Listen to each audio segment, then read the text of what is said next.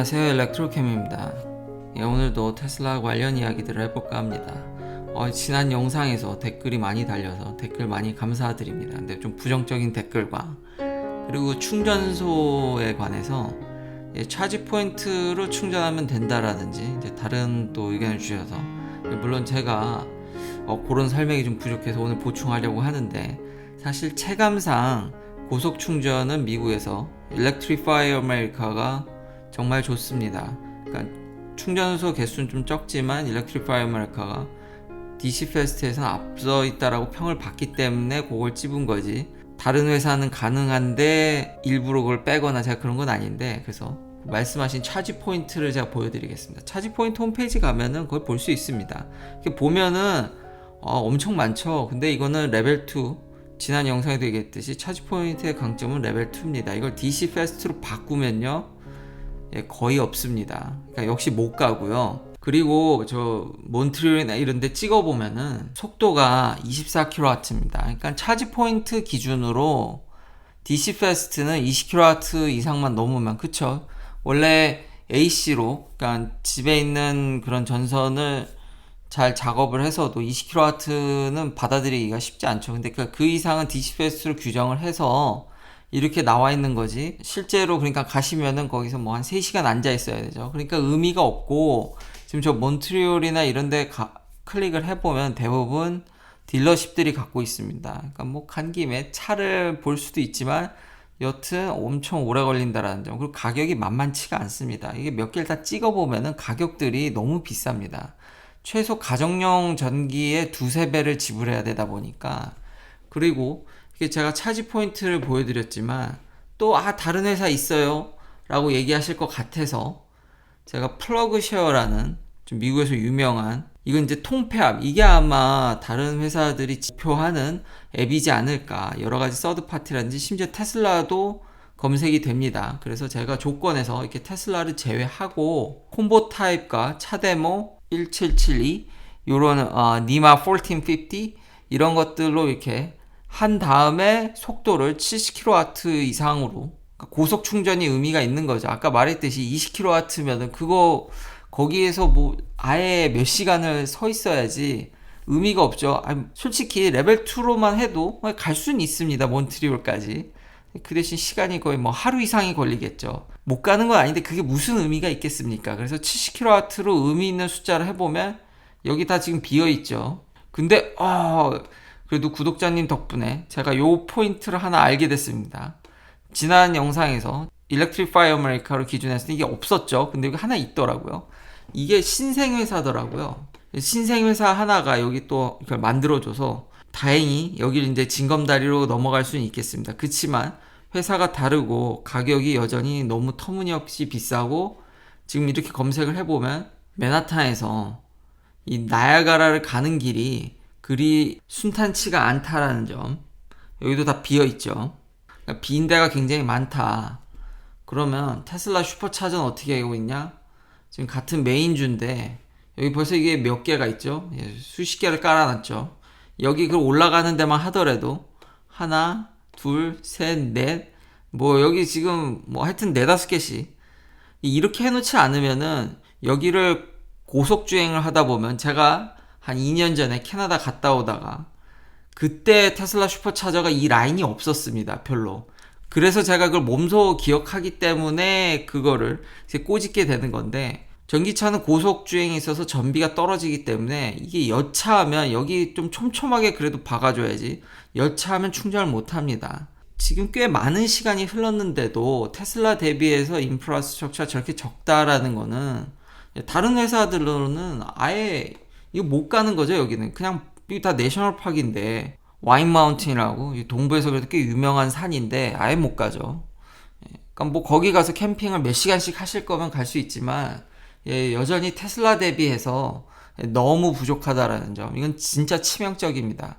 물론 지금 이 영상을 최초로 보시거나 이러면은 그 금방 따라가겠지, 제가 그 얘기를 몇 년 했습니다. 저도 그렇게 기대를 했는데 아직까지도 너무나 큰 차이가 나기 때문에 좀 실망스러움에서 다시 한번 강조를 했고요. 자, 그리고 댓글을 보니까 생각보다 루시드에 굉장히 투자를 많이 하신 분들이 많다라는 거를 좀 놀랬습니다. 제가 테슬라에 빠지게 된 계기는 제가 모델 3를 사고 차가 괜찮았기 때문에 투자를 하게 됐습니다. 그리고 다시 한번 리마인드 하지만 이건 몇 번을 강조해도 부족함이 없는 주식이나 이런 건 여윳돈으로 하셔야 됩니다. 물건도 나오지 않은 회사에 너무 과도한 투자를 하시는 게 아닌가 좀 우려가 있습니다. 저뿐만이 아니라 지금 이 회사에 대해서 좀 실패하는 가능성에 대해서도 많이 Seeking of Alpha라는 데는 뭐 무조건 부정적으로 여기도 부정적 스탠스가 강하기 때문에 테슬라도 엄청 비판을 했기 때문에 뭐 다 믿으시라는 건 절대 아닙니다. 그렇지만 제가 테슬라의 물건을 보고 차를 사고 몰아보고 괜찮네라는 생각이 들어서 투자를 하게 된 거지 그 시간이 굉장히 오래 걸렸습니다. 제가 테슬라에 금방 빠진 게 아니라 테슬라라는 회사에 오랫동안 관심이 있었고 전기차에 원래 관심이 많았고 그러고 나서 물건을 받아보고 실제 써보고 괜찮고 그렇게 결정을 해도 지금 메인 언론사들은 망할 거라고 계속 비판을 하죠. 그런데 아직 차가 나오지 않은 그리고 이거 몇 번 밀렸습니다. 양산. 양산이 그만큼 어렵습니다. 굉장히 어렵고 지금 스타트업을 보면 스타트업의 90%가 망합니다. 거기다 하드웨어나 매니팩처링을 오게 되면 97%가 망하게 됩니다. 그만큼 대량 생산이라는 것이 정말 어려운데 아직 차 한 대도 안 나오는 회사에 너무 과도한 투자는 물론 하이 리스크 하이 리턴이긴 하지만 좀 주의는 필요하다. 테슬라보다 훨씬 더 많이 주의를 해야 되는 회사입니다. 많이들 지금 대량 생산에 있어서 의심 많이 하고 있고 대량 생산이 되더라도 문제가 있을 수 있는 게 지금 부품이라든지 최근 인터뷰를 보면 CEO 인터뷰를 보면 반도체 수급 문제도 더 걸려 있습니다. 여기에 더 취약한 면들이 있기 때문에 테슬라처럼 아직 통폐합적인 시스템이라든지 그런 것들을 정확히 보여주고 있지 않고 굉장히 기존의 내연기관 회사스러운 서플라이 체인도 보여지기 때문에 그런 쇼리지에 더 취약한 구조도 노출되어 있습니다. 그러니까 양산에 굉장히 취약해 있기 때문에 그건 굉장히 조심을 해야 됩니다. 그래서 이건 워렌 버핏도 얘기를 했지만 많은 스타트업이 있지만 테슬라 같이 성공하기란 정말 이 바늘구멍 뚫을 정도의 성공을 하고도 주류 언론들로부터 저렇게 많은 공격을 받는데 어떻게 이런 기존 다른 스타트업에 공격적으로 투자를 하실 수 있는지 정말 그 강심장이 물론 투자는 좀 본인의 그런 판단의 몫이지만 정말 대단하신 것 같습니다. 하지만 반드시 이 부분에 있어서는 주의가 필요합니다. 대량 생산은 아무나 하는 게 아닙니다. 월스트리트 저널같이 워낙 다시 한번 주류 언론들이 비판적인 스탠스지만 저도 이 회사들이 다 성공할 거라고 생각하지 않습니다. 루시드를 포함해서 로드타운이라든지 정말 여러 스타트업들이 전기차에 정말 많은데 지금 앞서 얘기한 확률도 있기 때문에 여기서 테슬라 제외하고 한두 개 더 성공한다고 해도 정말 대단한 겁니다. 이렇듯 대량 생산은 정말 어렵다라는 점. 그래서 이 테슬라가 보여주는 일론 머스크가 보여주는 그런 양산의 모습이 진짜 대단한 게 그리고 스타링크에 대해서도 제가 괜히 기대를 하는 게 아니라 얼마 전에 며칠 전이죠? 얼마 전이 지금 일론 머스크가 스타링크의 액티브 유저가 지금 거의 7만 명에 이제 다다랐던 69,420명을 넘었다라는 이게 앞서 요게 중요한 겁니다. important threshold. 그러니까 프로토타입이라든지 몇백 대 많게는 1000대 이거 만드는 건 쉽습니다. 위성 인터넷 사업에 있어서도 몇 명을 상대로 하는 거야. 영구적으로 하는 거야. 그런 거야 쉽죠. 근데 이 정도 그러니까 스트레셔드 일정 부분 여기서부터 넘음으로써 양산성이 이제 보장되는 이제 유저를 늘리는 것이 훨씬 수월해지는 이렇기 때문에 제가 스타링크에 대해서 기대를 갖게 되는 거고 일론 머스크는 그저 프로토타입만 만드는 게 아니라 양산과 대중에게 어느 정도 이게 보급될 수 있는 것들을 항상 염두에 두고 그걸 계속 강조하는 CEO이기 때문에 더 신뢰감이 있다라고 느껴지는 거죠. 그런 부분에 있어서는요. 그렇다고 일론 머스크가 모두 완벽하다는 거 아닙니다. 이러다 보니까 스타링크는 지금 이대로라면 계속 위성을 쏘고 있기 때문에 9월까지 거의 글로벌 커버리지를 할 수도 있을 것 같이 보여집니다. 왜냐하면 요 스레셜드를 지금 넘었기 때문에 지금 이제 급속도로 이제 포텐셜이 지금 보여지는 거죠. 그러니까 이렇듯 좀 이런 가능성을 좀 보이고 나서도 투자를 해도 늦지 않습니다. 그러니까 오늘 포인트는 그거겠죠. 실제 물건이 나오고 그 양산이 되는 그걸 확인해도, 저는 모델 3 초기 모델을 사지 않았죠. 그 두 번째 텍스 크레딧이 끝나기 직전에 샀죠. 그러고 나서 투자를 결정했습니다. 그러니까 너무 조급해 하실 필요 없을 것 같습니다. 기회는 정말 많고, 좀 그런 하이 리스크 하이 리턴보다는 지금 테슬라 투자하는 것도 리스크가 높다고 얘기하는데, 조금 장기적으로 100세 시대 아닙니까? 좀 긴 안목으로 다들 좀 바라보셨으면 좋겠습니다. 스타링크는 유저를 지금 스레셜드를 넘었기 때문에 이제 폭발적 성장이 기대된다라는 점. 자, 그러면 그렇게 양산을 얘기하는 일론 머스크 얘기도 좀 해볼까 하는데요.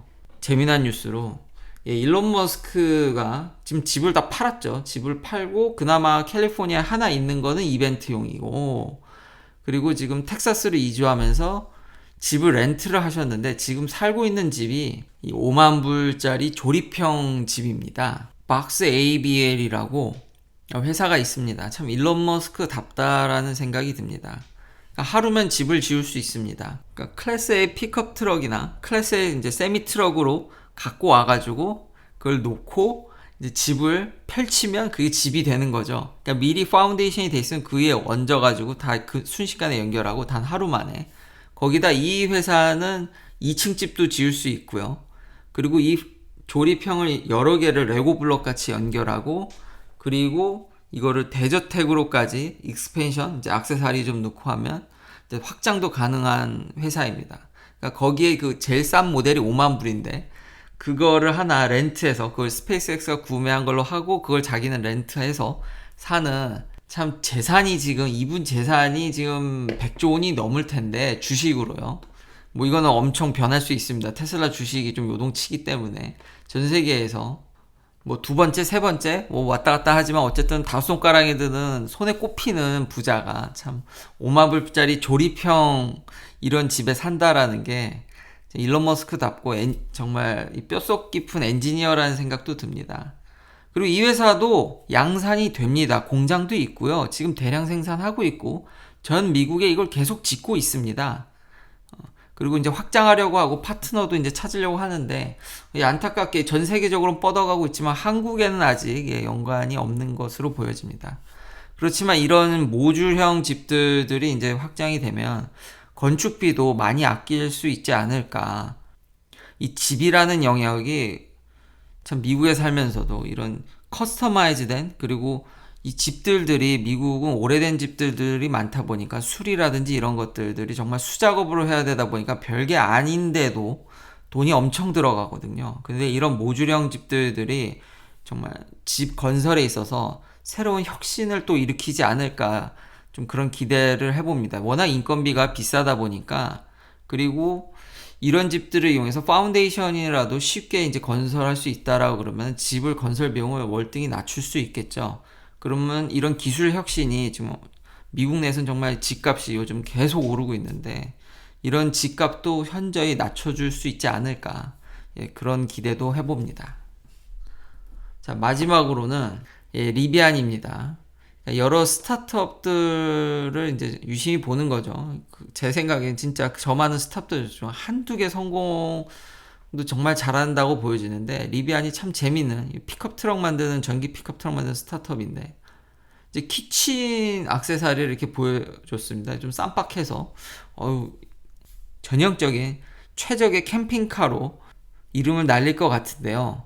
물도 나오고 저렇게 간이로 꽤 괜찮게 리비안도 굉장히 좋은 아이디어와 이런 모습들을 보여줘서 참 눈에 이렇게 이끌리는, 상품성이나 요거 보이는 것 자체로는 참 좋은데, 여기도 지금 양산이 제가 지난번에 밀린다고 했죠. 이렇듯 좋은 차들은, 좋은 아이디어와 좋은 스펙과 이런 차들은 많습니다. 근데 대량 생산이 항상 어렵다라는 점. 리비안도 더 이상 미루지 말고 이걸 빨리 보여주길 저도 간절히 바랍니다. 그건 당연히 루시드도 마찬가지고요.